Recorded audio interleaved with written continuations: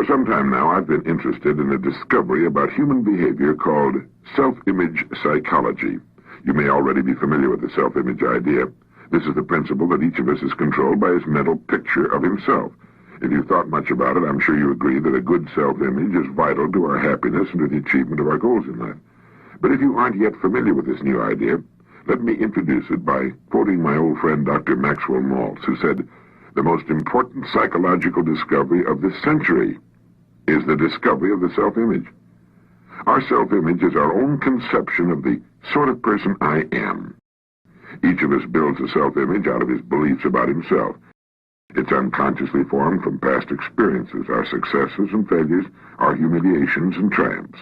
It determines the way we interpret other people's reactions to us. In short, this mental picture we have of ourselves turns out to be a kind of life-governing device. Now, that's the most significant part of the whole self-image principle, that our mental picture determines our interpretation of everything that goes on about us, our reactions to life and other people, our feelings, thoughts, actions, even our abilities. We are the person we believe ourselves to be, if we're anywhere near normal, and we're consistently that person in everything. Now, it's interesting, isn't it? It's exciting, too, when we realize that our self-image can be changed. If for one reason or another we've developed an image that's too limited to permit our achieving maximum results in life, that image can be enlarged, improved. There's one point to keep in mind here, though. We can't outgrow the limits we impose on ourselves. Our thoughts, habits, even our abilities must be those of the person we believe ourselves to be. We can set new limits in place of old ones, but we can't surpass the limits of our current self-image. There's a story about a Wisconsin farmer who was walking through his fields one day when he stumbled over a little glass jug in his pumpkin patch. Out of curiosity, he poked a young pumpkin through the neck of the jug, being careful not to break the vine. Then he placed his little experiment back on the ground and walked away. When harvest time came, the farmer was working his way down a row of big ripe pumpkins when he again came upon the glass jug. But this time it looked different. Picking it up, he discovered that the young pumpkin he had poked inside now completely filled its glass prison. Having no more room, it had stopped growing. The farmer broke the jug and held in his hand a runt pumpkin, less than half the size of all the other pumpkins and exactly the shape of the jug. Well, people aren't pumpkins, but our self-image is something like that jug. It determines the size and kind of person we become. The similarity ends with the fact that we can remove our self-imposed limitations by enlarging our self-image. We form a mental picture of ourselves through experience, and we can change that picture the same way, through experience. If the actual experience we need is not available to us, we can, according to self-image psychology, create that experience synthetically. Now, scientists agree that the human nervous system is incapable of distinguishing between actual experience and the same experience imagined vividly and in complete detail. Worry is a good example of this synthetic experience. When a person worries about something, he projects himself mentally, emotionally, even physically, into a situation that hasn't even occurred. The man who worries intensely about, well, say, failure, finds himself experiencing the same reactions that accompany actual failure, feelings of anxiety, inadequacy, and humiliation, and eventually headaches and an upset stomach.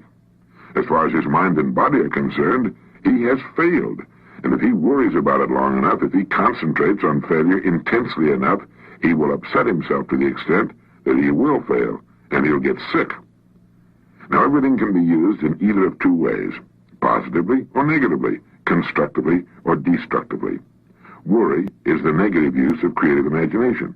It's a negative synthetic experience. But most people apparently never realize that positive results, just as real as the negative results of worry, can be achieved through using our imagination constructively. Our minds are complex and marvelous, but like electronic computers, they can only act on the data we feed them.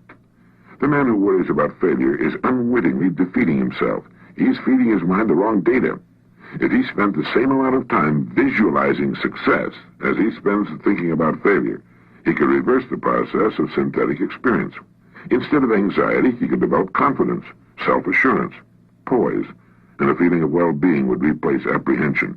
By concentrating on the success he desires, by synthetically experiencing that success, he can expand his self-image into that of a person for whom success is normal, expected. Why not practice holding the self-image of the person you most want to become? This is the person you can become. If you feel you'd like to enlarge your self-image, then I'd like to invite you to join me in some image building. During the next few weeks, listen to this message at least once a day. This way you'll firmly implant in your mind the concept of the self-image. Use your spare moments to concentrate on your goals and the greater success you seek. Analyze your past successes and formulate ways your success can be increased in the future. While on the way to work, between appointments, while waiting to see a client, these are all excellent times for directing your attention to positive, constructive thoughts. Put more into the positive use of your imagination than you ever put into its negative use, worry. You're merely reversing the same creative process. Now it's working for you instead of against you.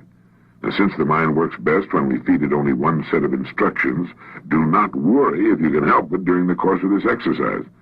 Your creative imagination can enlarge your self-image appreciably in just 3 weeks, and it will if you just let it. Nobody pokes us into glass prisons beyond which we can't grow, but all too often, almost unknowingly, we set unnecessary limits for ourselves by holding a self-image that's restricted, inadequate for the full realization of our potentialities.